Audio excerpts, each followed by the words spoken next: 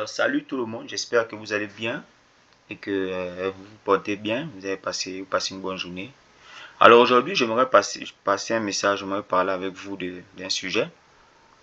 Alors aujourd'hui, j'aimerais parler avec vous de deux chapitres, Hébreux chapitre 10, versets 26 à 29, et Hébreux chapitre 6, au verset 4 à 6.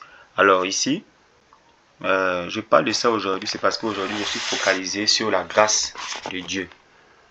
Et ces deux versets, ce sont des versets importants, mais qui sont mal interprétés et utilisés par certains prédicateurs enseignants pour mettre les enfants de Dieu dans la peur et mettre les enfants de Dieu dans la crainte. Alors, je sais que plusieurs d'entre vous connaissent ces deux versets, ont déjà des idées sur ces deux versets, ont déjà entendu des messages qui parlent de ces deux versets. Alors tenez-vous bien, ce que je dirai peut-être sera nouveau pour vous et que c'est la première fois que vous écoutez cela sur ces deux versets. Alors je remercie le Seigneur de vous avoir encore envoyé, permis d'écouter cette vidéo. Alors, sans plus tarder, nous allons commencer par Hébreux chapitre 6, du verset 4 à 6. Alors, comme c'est sur l'affiche, on va lire directement.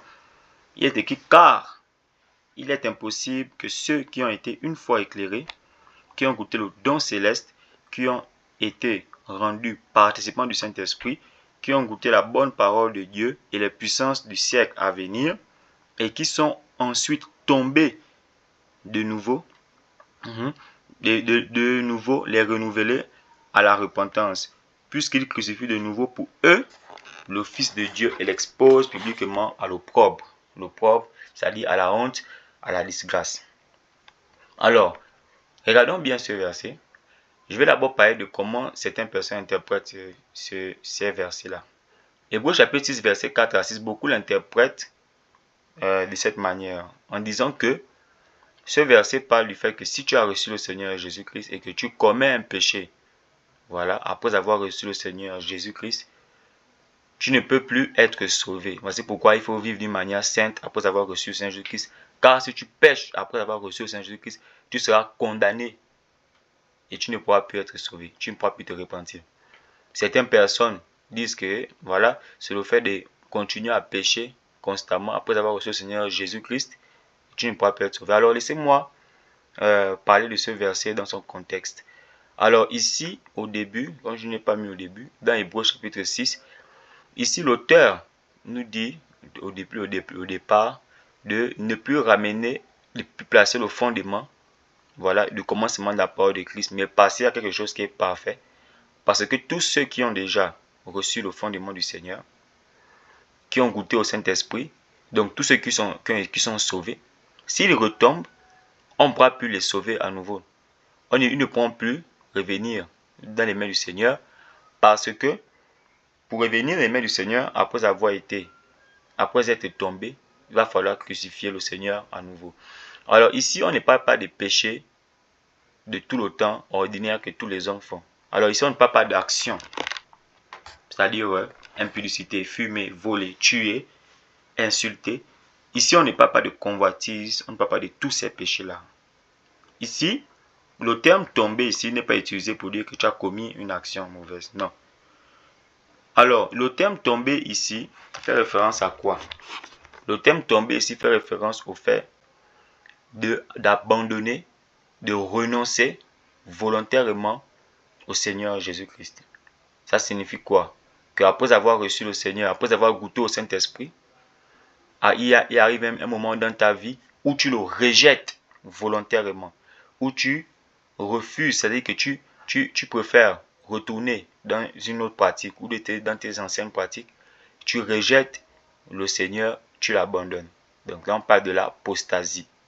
Le terme tomber ici fait référence à une personne qui a fait naufrage en ce qui concerne la foi. Et Paul parle de cela dans Timothée. Il oublie la référence. Il dit qu'il y a certaines personnes qui ont fait naufrage en ce qui concerne la foi. Et de ce nom sont Hyménée et Alexandre.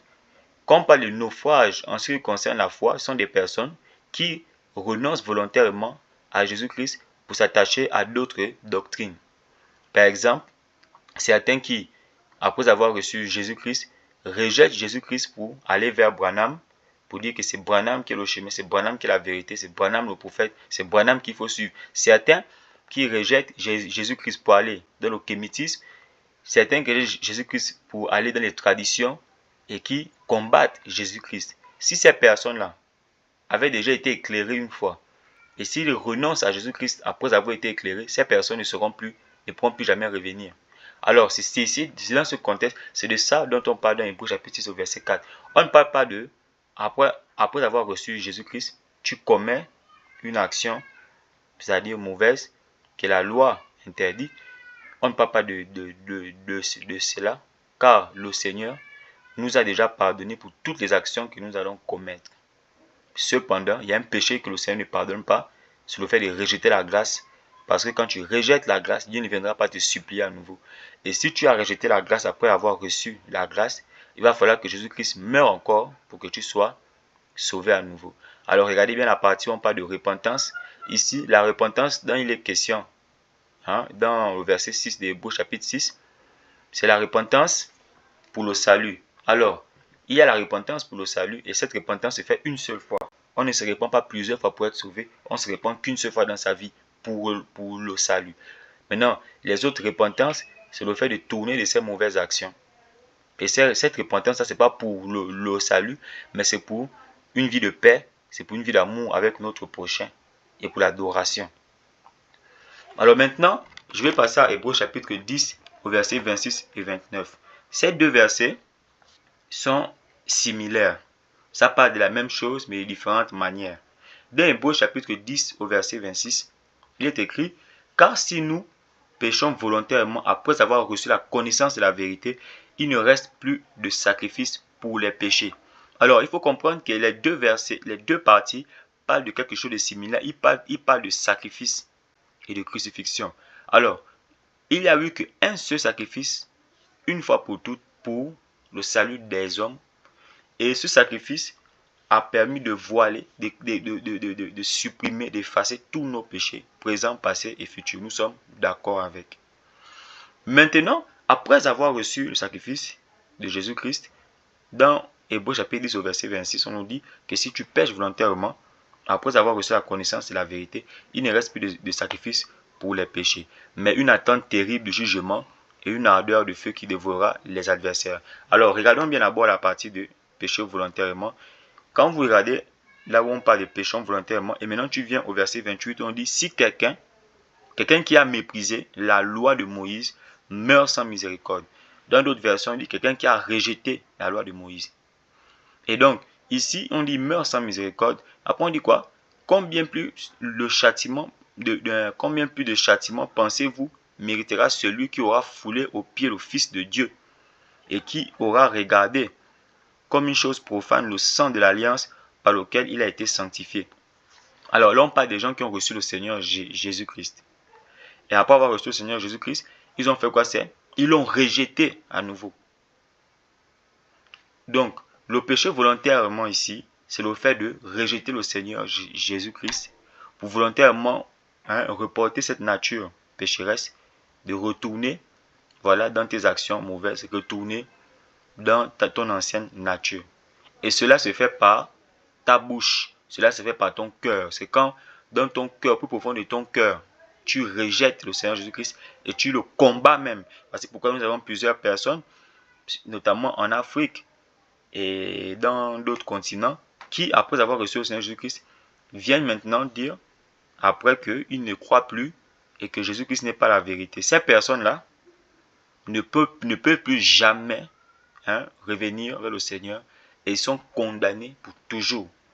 Alors leur condition, elle est pire, que ceux-là même qui ont rejeté la loi de Moïse à l'époque. Alors ici, il faut maintenant comprendre ce qui dérange plusieurs personnes, c'est quand on les amène dans la terreur, dans la crainte et dans la peur. Ces versets ne sont pas là pour nous amener dans la peur. Ces versets sont là pour nous avertir de quelque chose. C'est pour notre avertissement sur le fait de devenir incrédule, le fait de rejeter le Seigneur après l'avoir reçu. Alors, je vous assure, mes frères et sœurs, Si vous êtes sur le point de rejeter le Seigneur à cause d'une autre doctrine, je vous en supplie, ne rejetez pas le Seigneur. Peu importe ce qui arrive sur la terre, même si vous vivez dans le péché, même si vous êtes abattu par le mal, ne faites jamais cette erreur de rejeter Jésus-Christ. C'est la seule chose qui peut vous condamner à nouveau. Il n'y a qu'une seule chose qui peut ramener l'homme dans l'état de condamnation, c'est le fait de rejeter le Seigneur volontairement.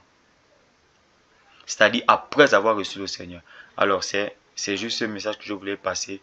Ne pensez jamais que ce sont les actions que vous commettez qui peuvent enlever l'amour de Dieu pour vous ou qui peut amener Dieu à vous condamner.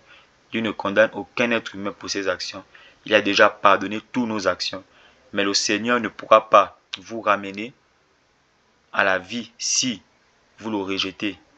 Parce que la seule manière pour vous de garder ce salut, de rester dans la grâce, c'est de rester en lui. Si vous sortez de lui, c'est fini pour vous. Alors, que le Seigneur vous bénisse. S'il y a des questions, je vous attends en commentaire. Soyez bénis. Amen.